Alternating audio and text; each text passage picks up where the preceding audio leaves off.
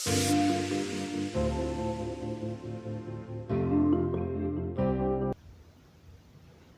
jirtu hordoftootaa fi jaalatamtoota chaanalii keenyaa har'a kan waliin ilaallu tokko tuqaa lama the discipline of history kan jedhu waliin ilaalla. Egaa xumura viidiyoo kanatti na waliin tura. As a body of knowledge, history qaama beekumsaati jechuudha. History is a branch of social science. History jechuudha damee saayinsii hawaasaati. That deals with what a human being did in the past. Dhalli namaa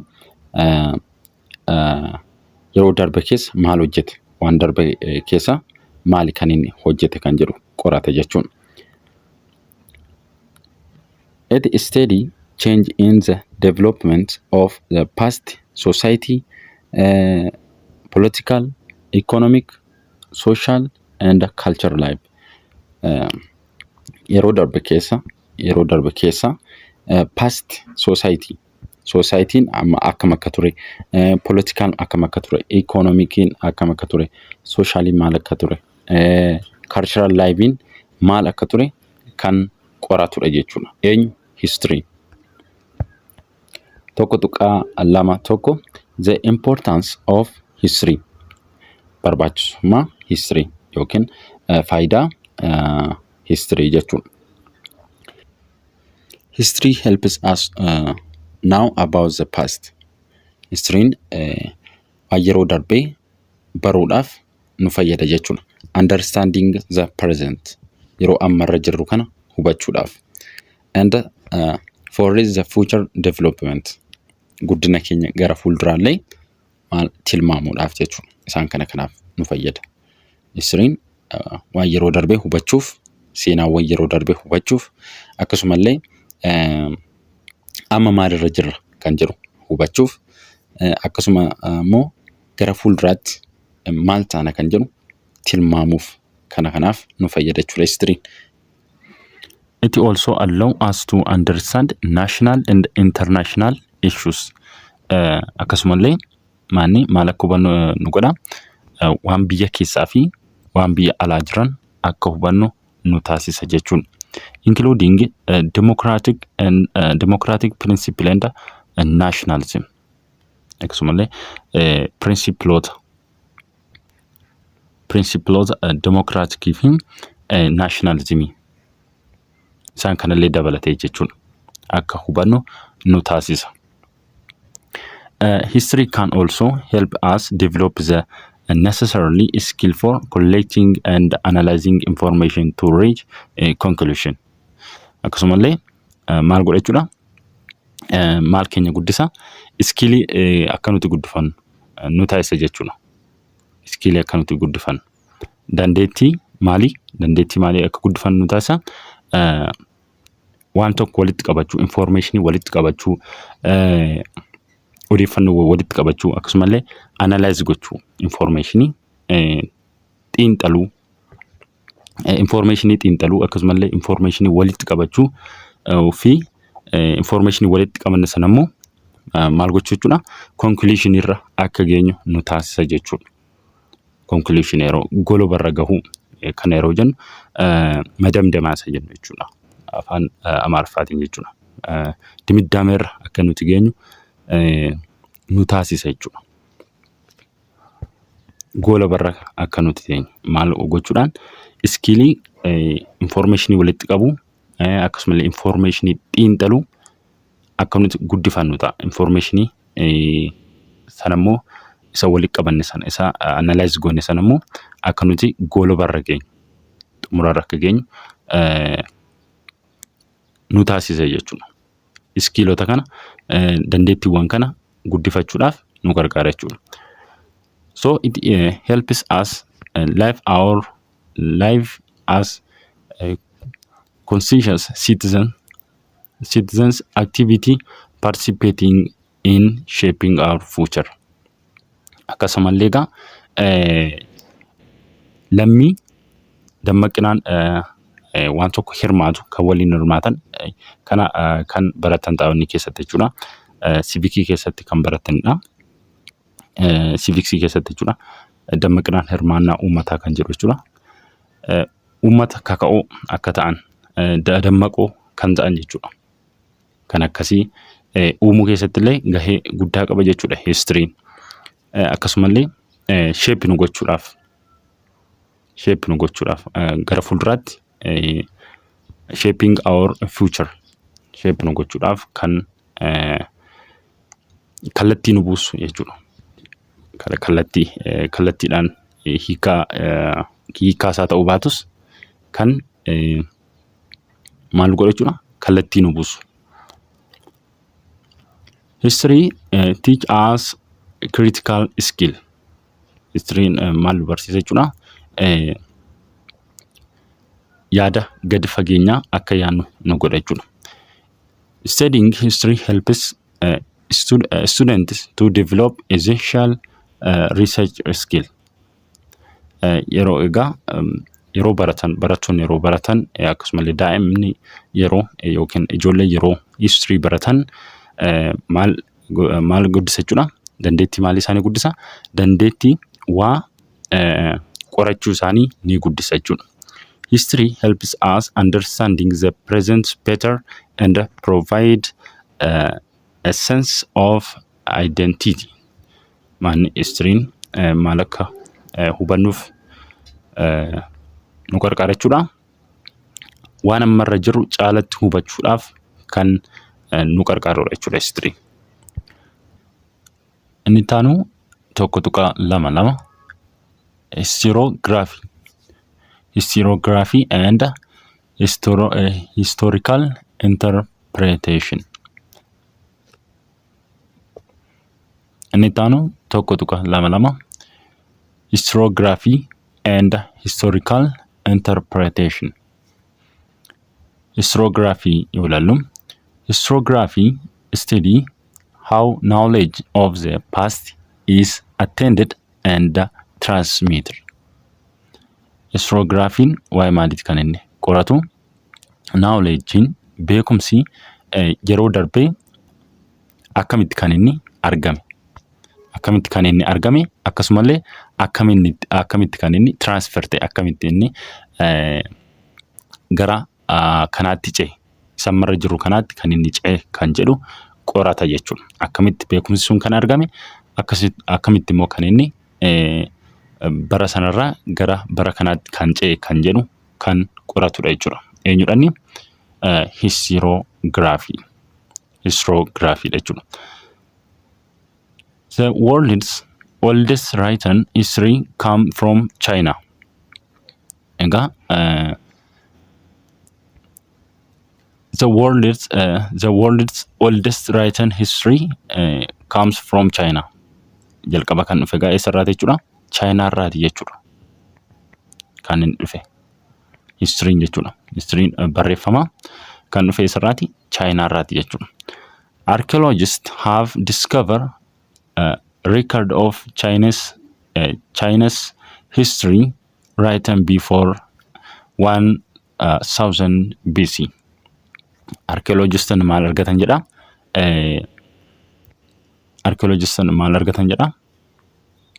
Barreeffama China argatan bara 1000 dhaloota Kiristoosiin dura jechuudha. Ancient Greek historians, notably Herodotus and Thucydides, introduced the organized study and narration of the past. Historian warri Greek durii jechuudha. Historian yeroo jennu egaa warra seenaa barreessan jechuudha. Wanta darbee waa seenaa isaa barreessan. Kanaaf warri historian warri Greek durii jechuudha. Herodotus fi Thucydides maal kan isaan lafa kaa'an jechuudha. Qorannoo organized ta'ee fi organized kan ta'ee fi akkasumallee narration organized ta'e narration yeroo jennu seeneffama. Qorannoo organized ta'ee fi qorannoo qindaa'aa ta'ee fi seeneffama qindaa'aa ta'e waa'ee darbee barreessaniitii jiru, lafa kaa'aniitii jiru. The term first use attributed to Herodotus 484 up to 425 BC, who is often the father of history. Yeroo jalqabaatiif kan barreesse eenyudha? Herodotusdha. Yeroo jalqabaatiif kan barreesse Herodotusdha. Kanaafuu maal jedhameera? Father of history jedhameera jechuudha. Father of history eenyudha? Herodotusdha. Erga inni barreessee booda immoo Thucydides maal jedhe? Maal godhe? Maal barreesse jechuudha? Critical and accuracy.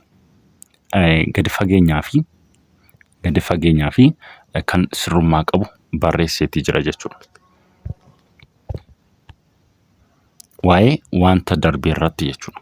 Waa'ee seenaa wanta darbee irratti waan gadi fageenyaa fi waan sirrummaa qabu barreesseetii jira. Yeroo jalqabaatiif kan barreesse eenyudha? Herodotusdha. Itti aansuudhaan kan barreesse immoo Thucydides isadha jechuudha. History emerged as an academic discipline in the second half of the 19th century, first in Europe and then other parts of the world. History akka barnootaatti kan kennamu eegale, akka barnoota history amma barachaa jirtan kun kan inni eegale jechuudha. Akka barnootaatti kan inni kennamu eegale walakkeessa jaarraa 19ffaa keessadha jechuudha. Jalqaba irratti Yurooppii keessattidha. Itti aansuudhaan gara biyyoota addunyaa birootti kan inni tatamsa'e jechuudha. Leopold van Ranke nama aga kana jiraatedha. 1795 haga 1886 nama jiraatedha. The German historianidha. Namicha biyya Germany, historianii biyya Germany jechuudha. Established history as an independent discipline. Ranke is considered the father of the modern historiography. Namichi biyya Jarman kun maanni historianidha. Maalni kan inni fide modern historiography kan fide eenyudha? Historianii biyya Jarmanii kana jechuudha. Namicha seenaa qoratu kana nama biyya Jarmanii jechuudha. Maal jedhama? Father of modern historiography dha. Akka wal jalaa hin dhoofne. Father of history eenyudha? Herodotusdha. Father of history Herodotusdha. Modern father of historiography immoo eenyudha? Ranke jechuudha. For his effect to a scientific study of the past. Egaa dhiibbaanni qorannoo isaa kanarratti uume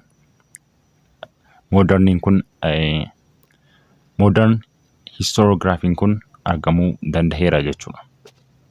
Ethiopia had an indigenous traditional of history writing. Itoophiyaan jechuudha yeroo dheeraadhaaf karaa aadaa jechuudha. Karaa aadaa history barreessaatii turte jedha. It made some changes from the chronic traditional in the early 20th century. Kun immoo gara chronikiitti jijjiireera jechuudha. History emerged as an academic discipline in 1960 keessa jechuudha. Itoophiyaa keessatti kan akka barnootaatti kennamuu eegale bara kana keessa jechuudha. 1960 keessa. This decade gaafa jennu waggaa 10 kan of keessaa qabudha. This decade is vital in the growth of Ethiopian historiography. Kun egaa guddina historiography Itoophiyaa keessatti jechuudha. Gahee taphateera jechuudha. Inni itti aanu immoo B'n jechuudha. Historical interpretation. Historically maal gochuudha jechuudha. Historically hiikuu. What happened in the past is endless.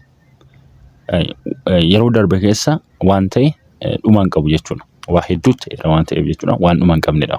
Yeroo darbe keessa waan darbe wanti ta'ee jiru jechuudha. Waan dhuma hin qabnedha. These historians select topic or problems they desire to study. Maal godhe jechuudha. Warreen seenaa qoratan historiaanonni warreen seenaa qoratan jechuudha. Maal godhu mata duree filatu yookiin immoo maal godhu rakkoo filatu. Rakkoo yeroo darbe keessa ture toopikii filatu akkasumallee rakkoo jiru filataniit kan isaan qoratan jechuudha. Waa'ee aadaa saba tokko irrattis ta'uu danda'a. Maal ture kan jedhu waa'ee waraanaa ta'uu danda'a. Waa'ee moototaa ta'uu danda'a. Isaan kana irratti maal filata jechuudha. Toopikii filatu warreen seenaa qoratan jechuudha. History is systematic. History is a systematic objective study of the past as a field of discipline. Egaa kana irra deddeebinee dubbanneerra historiin waa'ee wanta darbeeti kan inni qoratu jechuudha. It is a systematic study because historical study follow established rule, procedure and standard. Egaa maaliif systematic study jenna jechuudha. Seera waan qabuuf jechuudha. Yeroo history tokko qoratan yeroo seenaa tokko qoratamu maanni seenaan tokko yeroo qoratamu seera qaba. Seera qaba. Adeemsa qaba. Kanaafidha jechuudha. Systematic study kan jennu. Historians use a specific basic method in writing history. Egaa warreen seenaa qoratan jechuudha. Yeroo seenaa barreessan maal fayyadamu tooftaa fayyadaman ni qabu.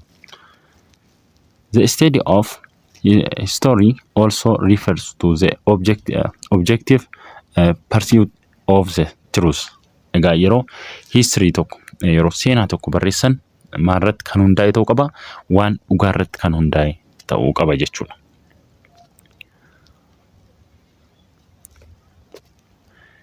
In principle, historians are expected to avoid the bias, though it is difficult in practice.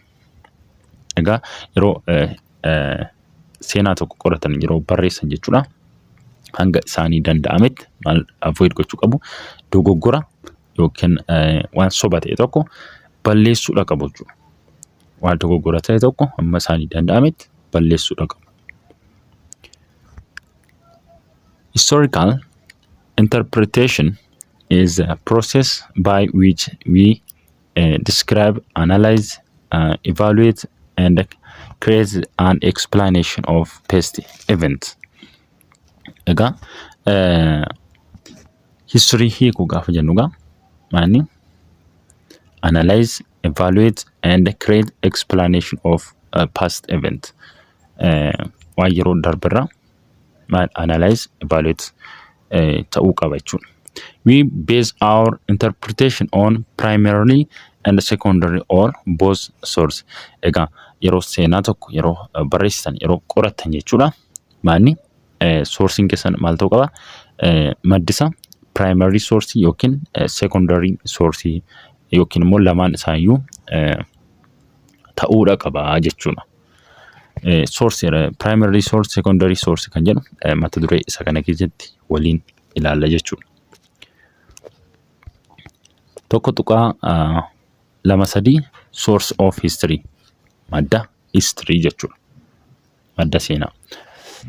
History is the study of the past purchased by evidence arising from the source. History ga waa'ee wanta darbeeti kan inni qoratu. Maaliin deeggaramee jechuudha. Evidenceedhaan jechuudha. Ragaadhaan deeggarameeti. evidence rising from source. Source immoo egaa primary source fi secondary source kan jedhamanii jira jechuudha. Where there no source, there is no history. Egaa sourcein hin jiru taanaan kan irraa fudhattu hin jiru taanaan sourcein hin jiru taanaan historyin hin jiru jechuudha. Fakkeenyaaf history tokko barreessuuf sourcein dirqama jiraachuu qaba. Yookiin primary source yookiin secondary source jiraachuu qaba jechuudha. Source are therefore key to the study and the writing of the history. Egaa sourcein jechuudha furtuu seenaa qorachuuti yookiin immoo seenaa barreessuuti jechuudha. Kanaafuu sourcein jiraachuu qaba jechuudha. Maddi jiraachuu qaba. Maddi nuti irraa qorannu. Most commonly, historians divided source into two broad group. Yeroo baay'ee qorattoonni seenaa source bakka lamatti qoodu. Madda history jechuudha bakka lamatti qoodu. There are primary source and secondary source. Primarily fi secondary source jedhanii bakka lamatti qoodu jechuudha. Primary source are those that are contemporary with the event under the study. They are originally material that have direct relation to the event they describe. Egaa primarily source kan jennu yeroo seenaan sun raawwatametti direct relationship kan qaban jechuudha. Yeroo seenaan sun raawwatametti primarily source kan jennu gaa yeroo seenaan sun raawwatametti maanni wantoota yeroo sana turan jechuudha. Seenaan sun yeroo raawwatametti wantoota yeroo sana turan kana jechuun direct relation waliin qaba jechuudha. Fakkeenya fudhatan kan akka mountain faa amma fakkeenya fudhatan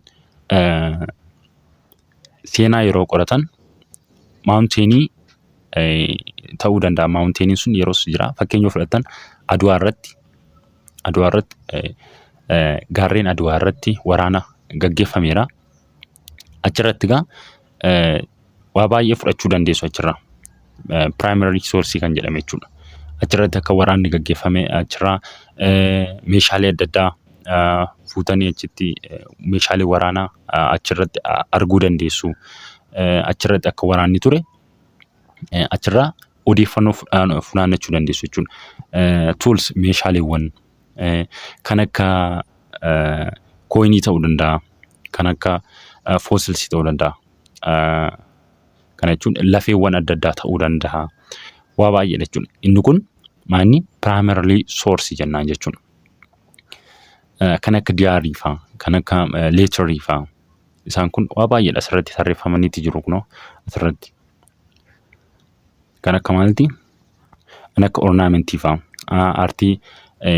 artifacts jedhama, coins, fossils, weapons, cells, rain of the building, writing material kan akka meeshaalee barreeffamaa jechuudha. Handwriting materials wantoota harkaan barreeffaman jechuudha. Isaan kun maanni photographs ta'uu danda'a. Map, video, audio, visual material isaan kun maanni taateen sun seenaan sun yeroo raawwatetti wanta yeroo sana turan maal jettu jechuudha. Fossils gaafa jennu gaa wanta tokko kan du'ee wanta sana kan tortureeru jechuudha. Kan akka lafeefaa ta'uu danda'a. Coinii yeroo sana maallaqa isaan itti waan daldalan ta'uu danda'a. Isaan sun maal jedhamu? Taatee yeroo sanaa faana kan turan direct relation kan qaban. Hariiroo kallattii kan qaban jechuudha. Maal jettuni? Primarily source jettu jechuudha. Primary source jedhama. Asirraa kun fakkeenya ilaaluu dandeessu. Asirratti silver coin of Inudibis. Isaan kun akkuma argitan coinidha kuni. Kun immoo xalayaawwan garagaraati harkaan barreeffamedha. Kun yeroo sanatti jechuudha. Isaan kanarraa maanni odeeffannoo funaanuu dandeessu jechuudha. Isaan kun maal jedhamu? Primarily source jedhamu. primarily source. Secondary source no. Secondary source no isaan kamila kan jedhu alaalu. Secondary source are sources that contain information that is derived from primary source. Inni immoo isarraa secondary source immoo isarraati kan inni fudhatu jechuudha. Informationii yookiin odeeffannoo isarraa fudhata primarily source irraati kan inni fudhatu jechuudha. In addition, they provide us with second-hand and indirect information. Second-hand yookiin immoo maanni indirect information jenna jechuudha.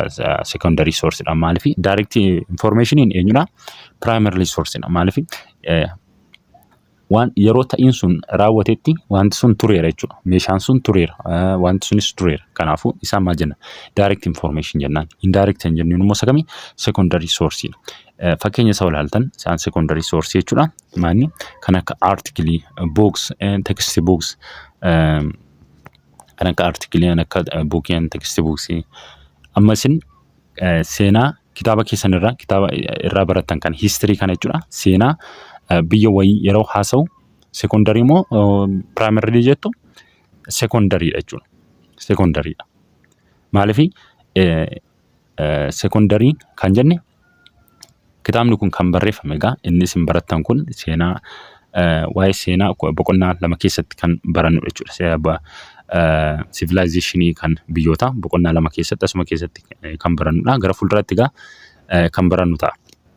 Isaan kan barreessan eessarraati fuudhanii jechuudha. Primarily source irraa fuudhanii kan barreessan jechuudha. Kitaabni as keessatti barattan kan keessatti boqonnaa lama keessatti barattu qarooma Egypt, qarooma warra Greekii barreeffameeti jira. Inni kun kitaaba kanarratti kan barreeffame maanni secondary dha. Secondary source immoo eessarraati kan inni barreeffamu primarily source irraati kan inni barreeffamu. Meeshaawwan yeroo sana turan irraa akkasumallee barreeffamoota yeroo sana turan irraa isaanirraa kan funaannamudha jechuudha. Biography seenaa kan namaa jechuudha. Oral traditional and published story. Storyewwan garaagaraa TV irraa dhaga'uu dandeessu akkasuma raadiyoo irraa dhaga'uu dandeessu isaan kun maal secondary source jedhamu jechuudha. Secondary source kitaaba summa irraa barachaa jirtan kana yeroo dubbistan seenaa biyyaas haa ta'u seenaa namaas haa ta'u yeroo dubbistan maal secondary source dha jechuudha. Move about a historical event. Filmii garaagaraa ta'uu danda'a, diraamaawwan garaagaraa irraa seenaa dhaga'uu dandeessu. Inni kun secondary dha jechuudha. Oral traditional are historical.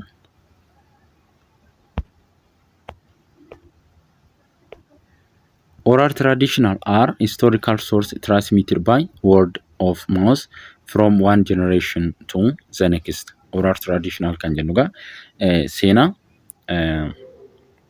dhalootatti darbu maaliin afaaniin jechuudha.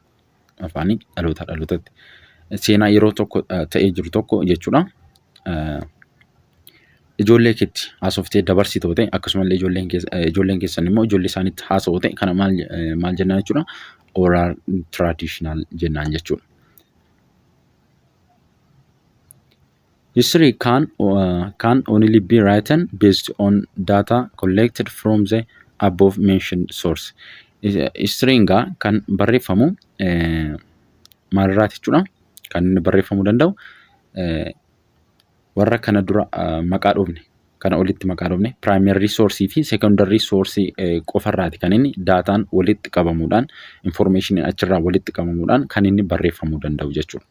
Primary source fi secondary source hin jiru taanaan history barreeffamuu hin danda'u jechuudha. Seenaan barreeffamuu hin danda'u. Maal jiraachuu qaba? Primarily yookiin secondary source jiraachuu qaba jechuudha. However, whatever the source of information, it should be objected to critical evaluation before being used as evidence. Egaa history yeroo barreeffamu source isa kamiyyuu haa ta'u secondary sources haa ta'u primarily sources haa ta'u maal ta'uu qaba? Gadi fageenyaan itti yaadamee barreeffamuudha qabu jechuudha. Akkasumallee evidensii yookiin ragaa qabatamee akkasumallee informationii isaan qabatan informationii isaanii dhugaa irratti kan hundaa'e ta'uu qaba jechuudha. Primarily source have to be verified for originality and authenticity to avoid forgery. Egaa primary source illee jechuudha. Innis seeraan qoratamuudha qaba jechuudha. Innis seeraan qoratamuu qaba. Yeroo sana dhuguma yeroo sana turanidha kan jedhu meeshaan yeroo sana turan jechuudha. Toolsonni yeroo sana turan dhuguma yeroo sun turanidha kan jedhu gadi fageenyaan qoratamuu qaba jechuudha. Originality isaanii yeroo sana dhuguma turanii meeshaawwan ta'uu danda'a. Waan adda addaa ta'uu danda'a. Barreeffamoota adda addaa ta'uu danda'a. Meeshaawwan waraanaa adda addaa ta'uu danda'a. Dhuguma yeroo sana turanidha kan jedhu maal ta'uu qaba? Seeraan gadi fageenyaan qoratamuu qaba jechuudha. Maaliif dhagaa? Maal avoid gochuudhaan forgeetii isaa jechuudha. Maal isaa? Soba maal gochuuf? Soba yookiin immoo dogoggora akka hin qabaanneef dogoggora akka dhorkuuf akka soba dhorkuuf jechuudha. Gadi fageenyaan qoratamuu qaba. Secondary source have to be examined for the reliability of their